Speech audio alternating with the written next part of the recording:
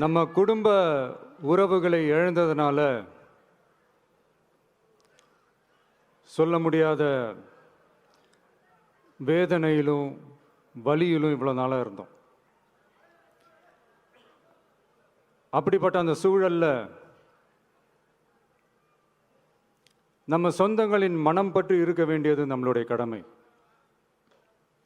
அதனால தான் அவங்களோட சேர்ந்து அமைதி காத்து வந்தோம்.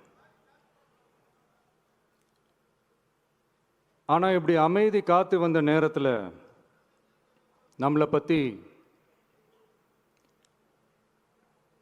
வன்ம அரசியல் வலைகள், அர்த்தமற்ற அவதூறுகள்னு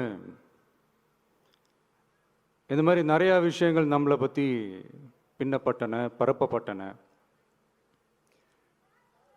இது எல்லாமே சட்டம் மற்றும் சத்தியத்தின் துணை கொண்டு துடைத்து எறியத்தான் போகிறோம்.